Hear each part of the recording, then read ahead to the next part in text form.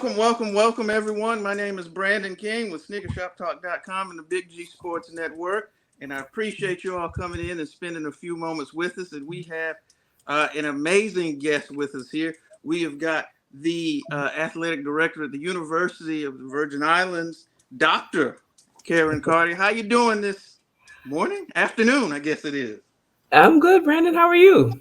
I am doing fantastic. I'm doing fantastic. Before we get going, I want to thank you again for carving out a few moments of I know your busy schedule to meet with me. I know with school picking up this, starting to come back, this is obviously going to be a busy time for you. So I'd be remiss if I didn't thank you in abundance for coming in with me today.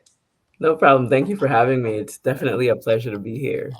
Well, anytime we can sit down and talk with some of the movers and shakers amongst the HBCU sporting diaspora, it's always an opportunity that I welcome. And you are definitely one of those people. So I wanna dive in. It's been year one hmm in this role. So as you look back over your time here in year one, I guess how would you rate yourself on a 1 to 10, and if any challenges or anything like that you may have encountered or things of that nature. How did year one go? So year one was cool, right? We made it through. I don't know that could rate myself 1 to 10. I would say, in my opinion, maybe like a 7 or a 8 because we were able to just jump in immediately and get some really good things done. But there's always room for improvement. So, even though we made it and we did some good things, I definitely wouldn't say 10 because we got to grow a little bit more. But we were able to come in and hire some folks right away, get some things done, do some things that hadn't been done here before at UVI. So we were able to have our first Midnight Madness in the most recent era. We don't know that they'd had it before. So we were able to introduce our basketball teams to the community, to the campus community, and kind of, get everybody hyped for basketball. We were able to, I had a very, very simple baseline goal, and that was finish every season that we started. The previous year, the women's basketball team did not get to complete their season. So they basically played the fall semester and weren't able to play in the spring. So I was like, all of the 6 sports that we fielded, I needed everybody to make it to the championship, conference championship for every sport, and we did that. So based on that, I think we did really well.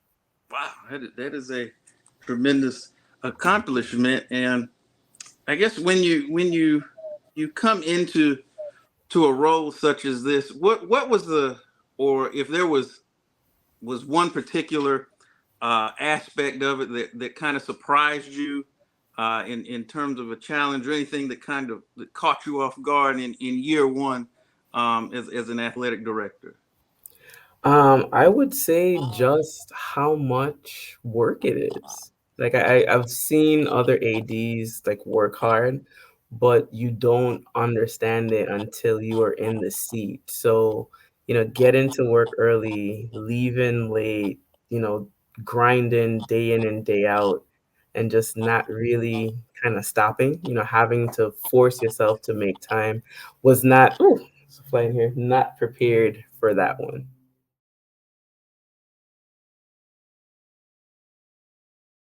Great. Now you can hear me. Yeah. Okay. Yep. Yes. Man, sometimes technology, but we gonna power through and make it do what it do. Um, Absolutely. Speaking of accomplishments, you just talked about with all of your sports teams doing rather well and having good showings, but you Mhm. yourself uh, was named GCAC 80 of the year in your Yeah. first year. Talk about uh, that honor and how does that feel to be recognized for that work in just your first year? It's definitely an honor. You might be muted. Are Oh you muted? no. Oh no, what's going on here? Oh, can you hear me now? What's going on with StreamYards here? Ah. Oh, what's he doing? Can you hear me now? Oh boy. Okay, here's what I'm gonna do. I'm gonna end it and bring it back and see if that Okay. fixes the audio here. Know what's going on. Okay. So I'm gonna end it and then I'll come bring you right back. Mm-hmm. All right. So, um, obviously, in your first year on the job, you were named GCAC Athletic Director of the Year.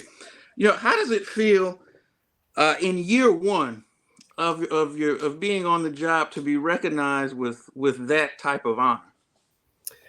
Definitely is a great thing. I am humbled and honored that my other ADs and my counterparts across the conference would vote for me to be AD of the year. But I think it was just a testament to the work and the change that we've been doing here at UVI. Again, we've done so many things that just hadn't been done before. And then we've done a lot of aspirational things that the schools in the conference and the other ADs kind of aspire to. So, it was really cool. I was super humbled. It was low key a goal that I had. So to have achieved it in essentially 10 months was amazing. That is fantastic. And once again, it just like I said, it goes to the testament that it's testament rather I should say to the work that you and your team have done and are continuing to do.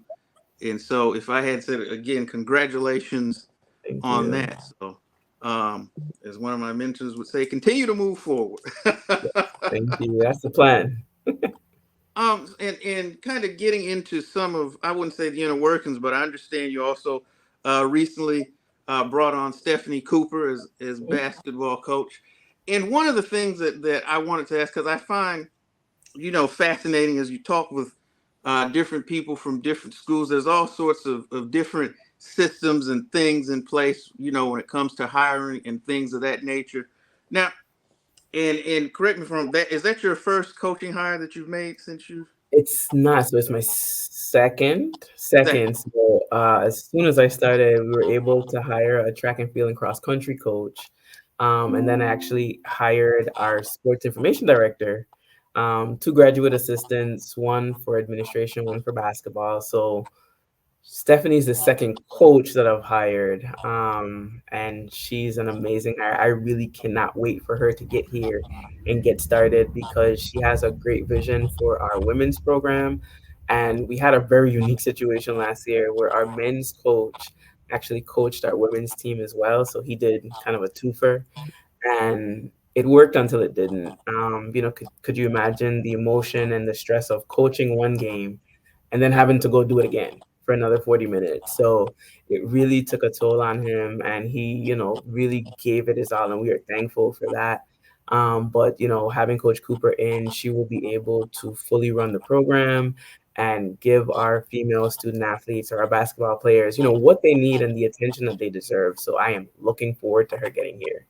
Okay, and that kind of brings me to kind of my follow up on that. Now, when you make a hire in terms of coaching, I know some it has to go through layers. They have to, the AD doesn't have complete autonomy. They have to run it through a board and trustees and things of that nature. Is that the sort of system that's at UVI? Do you have more autonomy when it comes to making those hires? So we do have search committees that help work to find new employees, new coaching members, new staff members.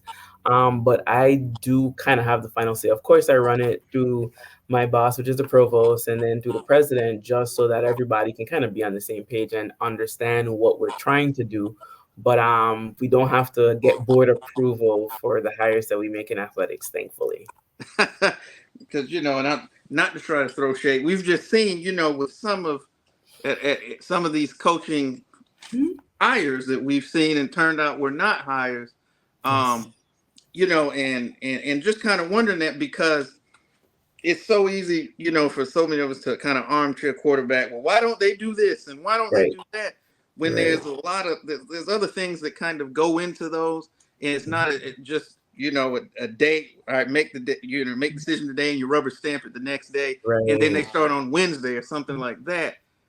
So kind of important to kind of get those details out, to let people know, because so many of the decisions that you in athletic administration make, they're already under the microscope, and Mhm. sometimes people necessarily don't have the perspective of what really goes into those Right, decisions, and how they come about. So anytime that I get a chance to speak with someone of your ilk and your position, I like to try to ask those questions, because so the people can know.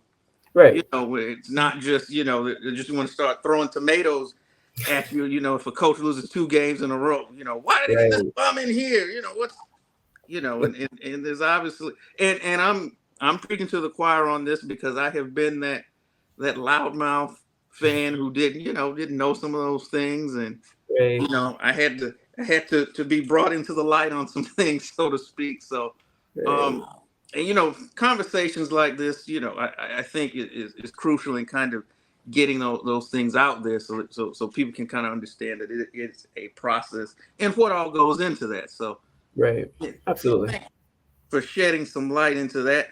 Um, in kind of shifting gears a little bit, and I guess you will be the last GCAC Athletic Director of the Year, as Which the is conference cool. is moving into to now it will be the HBCU AC, Correct. and I know that kind of decision, and that ball was kind of already rolling prior to Mhm. your arrival.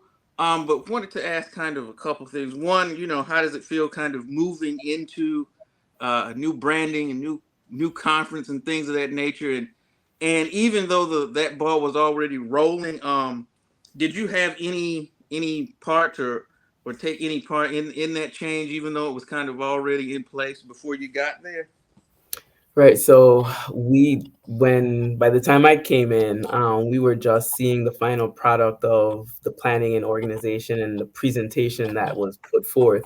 But I'm super excited, right? We're getting back to our roots because at the national convention this year we had conference meetings, and our he's our NAIA liaison for like compliance. I forget his specific title, but Thomas Howell is his name. And he kind of gave us the history of how the conference was formed. And we were essentially a HBCU conference like way back then. So it's kind of a full circle evolution coming back to our roots where we're now the HBCU Athletic Conference. And we've expanded to include some more HBCUs that aren't on the Gulf Coast. So I think it's a perfect reflection of who we are now and who we've grown into. So I absolutely love it. Excited for what the new era brings.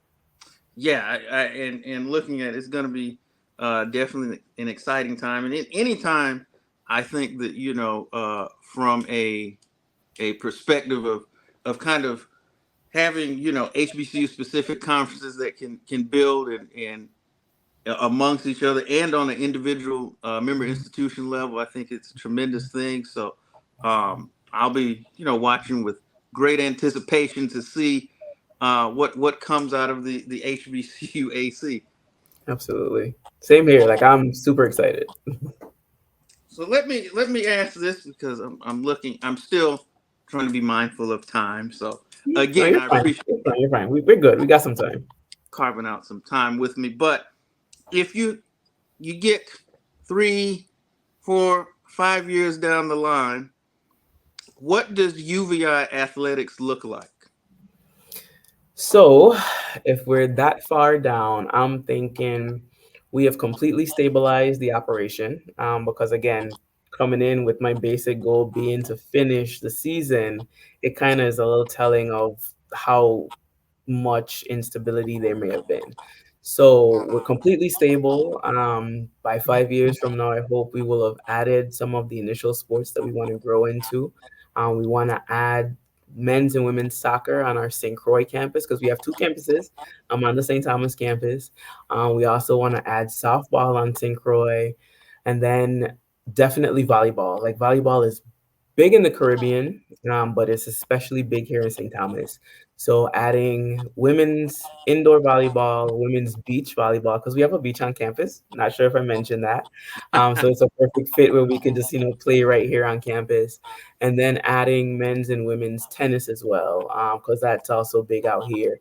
So I would at least hope by year 5, we will have men's and women's soccer and volleyball, and that we are, just functioning like a well-oiled machine where our student athletes are academically successful, where they're graduating, where we're recruiting, top talent locally and nationally, and just having people have UVI front of mind when they think of, HBCU. So that's where I see us in 5 years. It's all right. And I didn't get into this in your intro, but you have been in athletic administration for the better part of nearly 2 decades.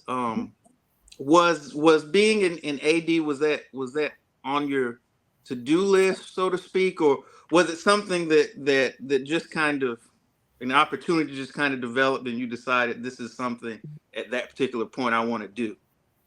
Definitely the latter. Never in my wildest dreams wanted to be an AD, so definitely didn't think I would be one. But the opportunity came about and things aligned perfectly that I ended up at UVI. So definitely jumped at the opportunity. What UVI needed at the time, my skill set was able to fit with. So I didn't look at it as, hey, I'm taking this AD job. Hey, it was, hey, I'm going to do work that I know that I'm qualified to do. And the title just happened to be athletic director. So it fit well. And I will stay as long as they'll keep me or until things change. Because again, I lean very heavily on God to make things happen. He made a way for me to get this job. So in his divine timing, when he says move, I'll move. And if that's a year, 5 years, 10 years, retirement, whatever it is, I'll go on his word. Well, if you keep stacking ads of the year, I don't think they're gonna look to push you out the door Right. You anytime hope. I soon. hope. Right. I hope. You've already shown to be really impactful in just a year. So look, the Right. bar is already set pretty high already. So Right. Now I um, gotta outdo myself next time. yeah, absolutely, and I think you can, no doubt about it. Shifting gears to a bit more of a fun question, because I do see you on social media, and you post a lot of footwear. I see your foot game. So Right. Right. so let me ask this.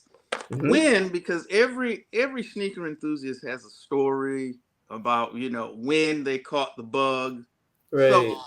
when did you catch the bug? Was it a particular shoe? I have my story that you want to Right. share, but when did you get the sneakerhead itch, so to speak?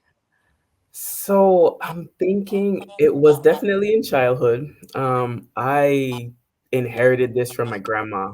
Like my grandma was a fashionista and she loved clothes and she loved shoes and she loved hats. So she showed up fly everywhere she went. But I think I fell in love with sneakers had to be maybe junior high, I guess middle school is what we call it now. I'm not sure. But right before high school, just I think I bought a pair of the Air Max 97s and started working at Foot Locker. And I only was able to work for about a month. No, it was about 2 months, but my entire checks went right back to shoes. I was like, "You know what? This isn't the job for me because I'm not making any money, I am just buying shoes." So I stopped working at Foot Locker, got another job, but the shoe situation never left. I don't know, so I at one point, when I worked at Grambling and I was getting ready to move, I counted and I had 90 pairs of shoes. When I left Virginia to come down here, I got rid of most of them. So I brought several pairs. but gave away tons of shoes. And I only have 6 pairs of shoes left in storage in the States. But I counted while I was here because I still shop and we still get things here. And I think I'm close to like 40 again. So, and I actually just bought 2 pairs of shoes yesterday. But the one sneakers, they're sneakers, so I don't know if they count if they're not sneakers, right? But the last pair of sneakers I think I bought 2 pairs at the same time, one online, one in person. I bought some silver and UVI blue Adidas OG countries, and then a Okay. black and red satin Jordan 1. So Nice. yeah, I have a shoe problem. I admit to it. Send me to AA for shoe addiction. I will go. Right. When did you fall in love with shoes? Let's see here. So my story, it was funny. It was probably back in the late '90s. Okay. Um, and you know, at least for those of us '80s baby, you get one pair of shoes at the beginning of the school year. You might get another pair at Right. Christmas, and then Right. the first pair of shoes became the play shoes. Yes. And so it started. I was like, you know what? Sometimes I just want like 2 pairs of shoes to wear. Like I want to have options, right? Right. And so this was probably going into my 11th grade year. Yeah, the Air Bacon came out in Hmm. '97. Which do I have a pair? Oh well, it's this shoe, but not this color. Okay. Was so these the old Tim Mhm. Hardaway, but it was Yeah. in black and blue. Okay. So this was back when like the Nike would do these ads and it would have the shoe and then it have a phone number you could call Hmm. under. Right. And so I wanted the shoe so bad. I tore it out of a Sports Illustrated and I would carry the ad around wherever I went. Nice.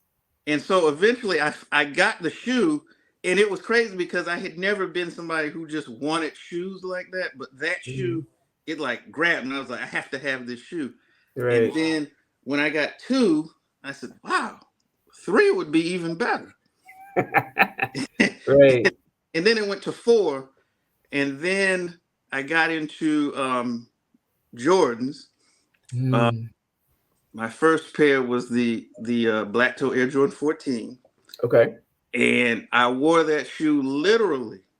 Like this is not hyperbole, but until the bottoms of the shoe came off. So we was at the gym hooping one day, and I just happened to turn around and I see little pieces of my shoe trailing as I run up the court. And I said, all right, I think it's time No. to let these go. Um, Right. but then it just grew from there. And then yeah, I did some time at the locker too. I did about Okay. 10 months Nice. prior to me moving to Tennessee. And Hmm. it was the same thing. I'm like, man, I'm spending a lot of money on shoes. And what I would do is, you know, they would have employee appreciation roll around. And so I would just stack my shoes that I wanted and wait until EA Ah. came around, get them Right. from half off. And I'm really going to date myself on this because that's when Foot Locker still had layaway. Hmm. So, Oh God. Yeah. Hmm. so Oh I yeah. would just do that and just put them on layaway and then put a little bit down and then walk out with like 4 or 5 pair at a Right. time. And that's how I did it a lot of times. But then left there and ended up working at Champs. Um, Hmm. it was more of the same. And then in between, it was 2 stints with Nike, Okay. and so in between uh, almost 10 years of athletic retail, you build up a lot of stuff, and Right. add in the fact my feet have not grown since 1997. So I Yeah. mean, I never had to like revamp anything. I could just keep wearing the stuff that I've got, and so Absolutely. Super I, awesome. I think I don't know. The closest count I got is somewhere around 200. Ooh. Okay. But trust me, I have friends. They double, triple, and quadruple that. So, but I've slowed down a lot Okay. in recent years. There was a time when we was at the store every week.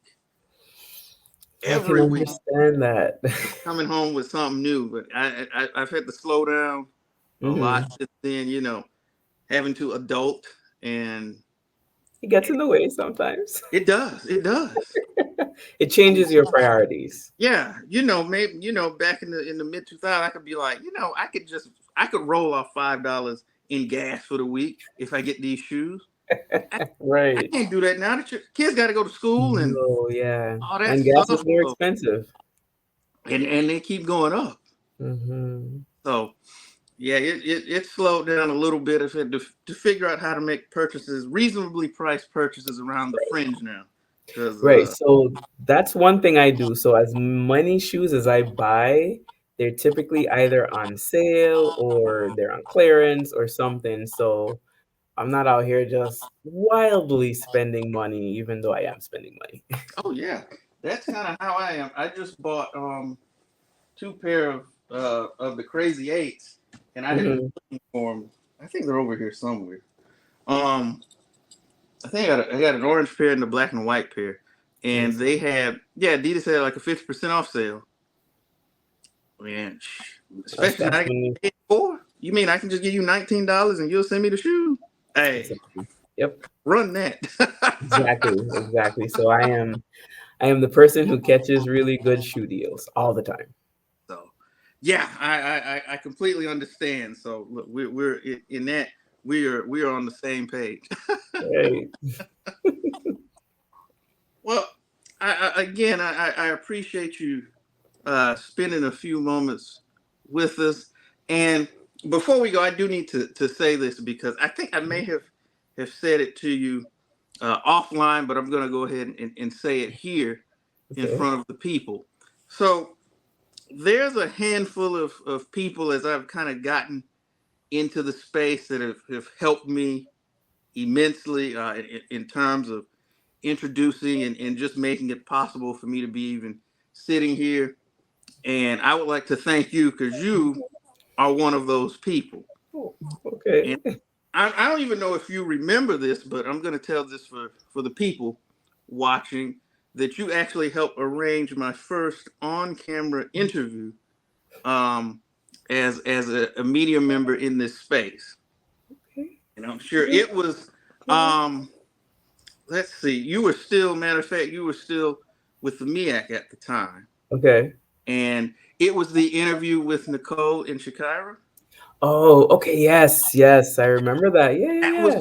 that was my first on camera interview. What? Um, yes, that was the first one I ever did in this space, and it helped me kind of springboard from there. So, Good. You're welcome. Good to see, you're still doing it all these years and excelling gracefully. So I love it. I wanted to tell you that I appreciate what you did for me. No And problem. And I was talking to my sports information director earlier, and I was like, I got to do this interview because Brandon was one of the people who religiously showed up to all the press conferences that we used to host for the MEAC. So works both ways. Thank you for showing yeah, up for thank us you, every week, yeah, continually, and asking good, insightful questions. thank So you. no Yeah. problem. So okay, real quick story. You're the second person conference person to ever tell me that I Okay. so people y'all are getting some insider uh baseball here, so to speak. Right. So I'm also because I cover a lot of Tennessee State since that's my alma mater, and so I'm on the OVC calls every during the football season every week. Okay. And so when I finally got to be able to do live in-game coverage, so I got my credentials. I go walking into the press box once I figured out where it was, and so I hear someone call my name. I'm like looking around. I'm like, now surely I hadn't done anything between the time I picked these up and the time they're gonna be like, you got to get out of here. Right. And so it's like you're are you Brandon King? I'm like, yeah. Maybe.